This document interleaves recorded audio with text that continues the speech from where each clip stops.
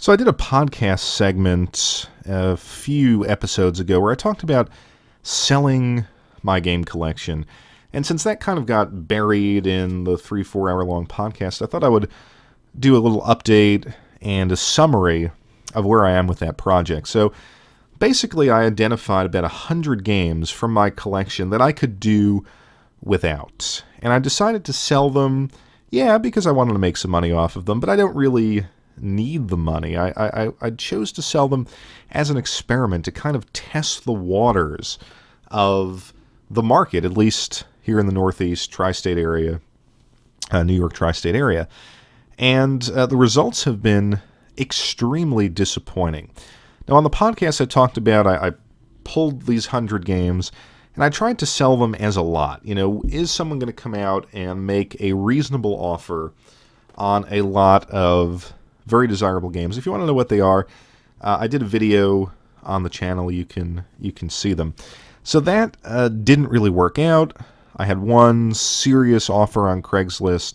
We really couldn't get to an agreement, and the guy just sort of disappeared after a while.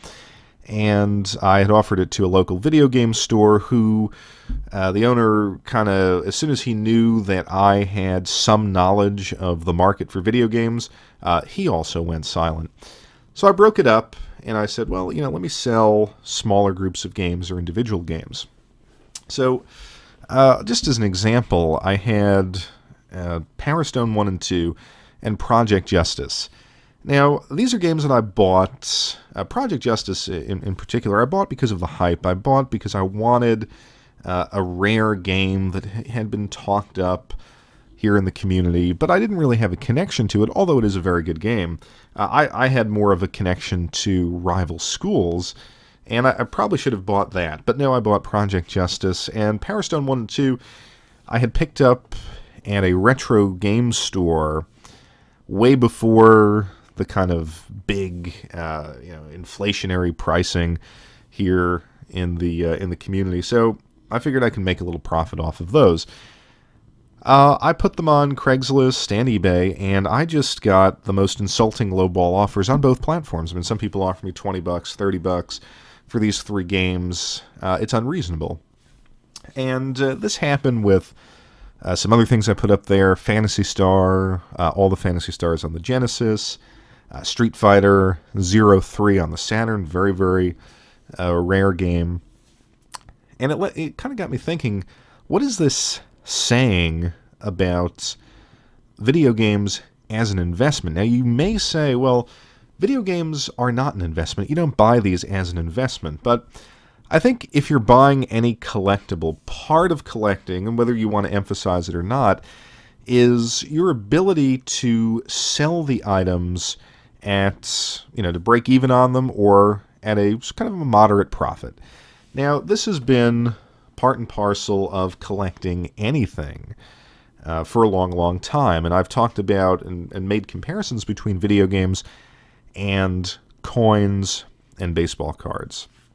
And the coin comparison is probably not a fair one because coins have a long history as a collectible going back hundreds of years. Plus, they have an easily realizable objective value, which is to say their value is gold or silver. They have a commodity value. You can sell it at about the spot price of gold or silver, and then whatever numismatic value has accrued, you can kind of negotiate that on top of that baseline price. Nonetheless, it's a very, very mature market where you can go and, with an equally passionate fan base as video games, and you can take your coin and get a reasonable offer just about anywhere in the world, at least for certain high-value coins or sought-after coins. Baseball cards is a little bit fairer of a comparison. Baseball cards had an amazing bubble in the mid to late 90s. You had this concept of the chase card, you had gambling kind of introduced into the hobby, and you had people speculating on players and paying exorbitant prices for these cards. If you ever saw the Shop at Home, Don West kind of thing, that was part of that frenzy. And I collected throughout that time. Obviously, I was a kid. I mean, I wasn't buying these super chase cards. But again, I've always talked about my friend who's a major, major collector. And so what happened with baseball cards is that once the bubble burst, and it burst, I would say, maybe a year before the Great Recession, but once the bubble burst, you can still sell cards. They're a fairly liquid collectible, but what you can sell quickly and what you can make money off of is just a very, very small basket of desirable collectibles. And I kind of think that's where the video game market is heading. Now, granted, I'm in the Northeast. I'm only one person. The Northeast has, I think, traditionally been a very, very slow kind of secondhand market for retro games, compared to Seattle or California or something like that. Nonetheless, when I was in hunt mode a couple of years ago, if I had seen some of the stuff that I was putting up, I would have at least contacted the seller and made a reasonable price, made a reasonable offer. And if that didn't work out, so be it, but it would have been extraordinarily enticing. I mean, I've got these games up here against Maddens and Call of Duties, and I'm talking, when I said Madden, like PS2 Madden games. So they should stand out. And like I said, the offers have been insulting and slow to come in. I remember when I was looking for my Sega Master System. I mean, when I saw those 3 or 4 Master Systems that were within a 50-mile radius, I contacted every single person. Now, some guy wanted to sell it to me for $175. I offered, I think, $120, and he wouldn't budge. $120 is probably too high, but he had the original box, and he didn't have the 3D glasses. The controllers were in good condition. Anyway, I wound up getting that for $10, though, from some guy who just was nice enough, was moving. It was his son's, and he just basically gave it to me. But yeah, I think it's very disconcerting. And then one of the things I did sell was a Logitech G27 steering wheel, which have actually gone up in price, even used, because there's a popular PC steering wheel. I love PC racing games, but the wheel is taking up too much space. I'm not using it. I bought it a year ago for $200. Actually, less than $200. I think I got it sort of after Christmas. I think it was $180. And I sold it for $300 on eBay. But, and here's the thing. You take the 13% for eBay and PayPal fees and the $50 that it cost me. Actually, no, it was a little bit more than $50. $58, $59 to ship this thing. And it cuts so deeply into any kind of profit that you can have that it's almost not worth the time selling these things. So I think we're moving in the direction where we're going to have to collectively decide as a community what games are truly valuable, what is going to hold their value, and what has been hyped up by the Pete Doors and the Metal Jesuses and whatever, the Facebook groups. I think people are slowly realizing that a lot of these hot games, a lot of these must-have games that just skyrocket in price may not be worth it. And hey, maybe you went and you're in one of the better markets for games and you went to sell a collection or you went to sell a couple of games and it worked out.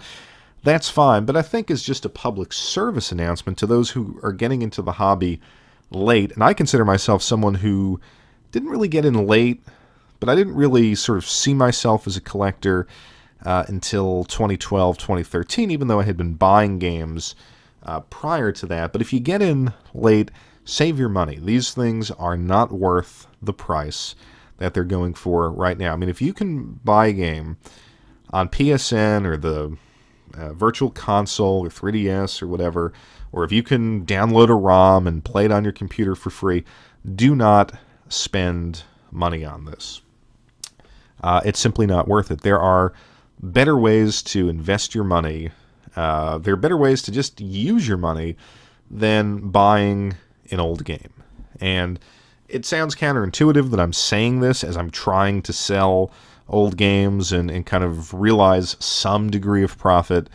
But this channel's always been about the truth, and I think that's the truth, is that these are not good collectible investments. And they're probably becoming worse. Now, if you have Snatcher, if you have Secret of Mana, if you have some of the truly rare Little Samson or stadium events or something like that, yeah, you're going to be able to sell that pretty quickly. But the other games, the rare, the kind of quirky games that you may pick up here or there, one of the things I was trying to sell on the PlayStation was Tornico's Quest, that little randomly generated dungeon, Dragon Quest spin-off, something like that you would think would be unique and valuable, and certainly wasn't, at least to the market where I live. So if I could offer a lesson, it would be, don't go all in on retro games. Even if you buy a game and it goes up in value, if you look on price charting or eBay solds or something like that, a collectible is only as valuable as the price you can actually realize when selling it, and realizing anything on retro games, I think, is going to get harder and harder and harder. So collect the games that you love, and I think collecting, it's fair to say, hey, find a ROM or go and get the 16-bit or older games that you fell in love with, buy them again on the Virtual Console or the PlayStation Network. And for the CD-based games, if you still have the hardware, because of course the hardware is going to start failing on us too. That's another consideration that I may take up in another video. But as long as you still have the hardware, find those disc-based games for which you have an emotional or nostalgic connection. But don't fall under the illusion that video games are these fulfilling, valuable, collectible items. They're not. It's been wonderful collecting them. I don't regret buying them over the past 5, 6, 7, or 8 years when I really focused in on them. But at the same time, you can still enjoy gaming, you can still celebrate gaming, and use your money in more productive ways.